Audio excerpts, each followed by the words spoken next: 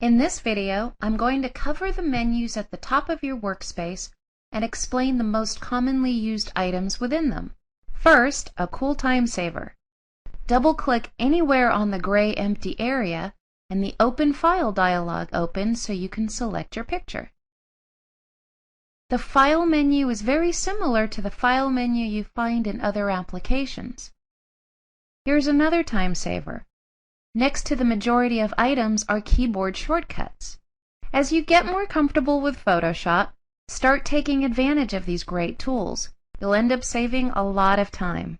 From the File menu, you can open, close, browse, print, and save files. You also have page setup, preview, printing commands, and import and exporting options. Next on the list is the Edit menu. Here too, you will see items that you've seen before in other programs, such as cut, copy, paste, spell check, and replace. I'm going to enlarge this picture so it fits the screen. Next, I'm going to make a very rough selection of this bird using the Quick Select tool.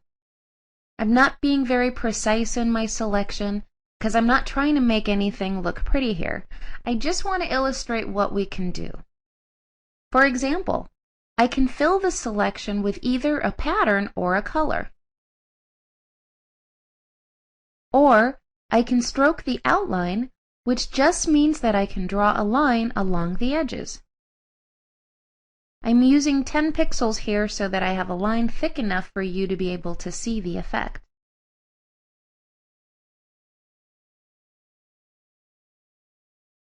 These will let you rotate and change the size and shape of your selections. You can also define brushes and patterns. Now, speaking of keyboard shortcuts, you can add and edit existing shortcuts here so you can customize them in a way that works the best for you. You can also customize your menus. At some point, you're going to want to set up your preferences. This is where you'll be able to access your options. Now, if you don't like what you did, simply undo it, which is also Control-Z. If you change your mind, you can redo it. Step forward and step back refer to the History panel, which is found under Windows.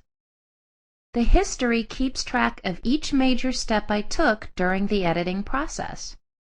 Step backwards, or Alt-Control-Z, takes me back one step at a time. Step forward, or Shift-Control-Z, takes me forward one step at a time. Of course, if I don't like anything I've done with my edits, I can simply go to File Review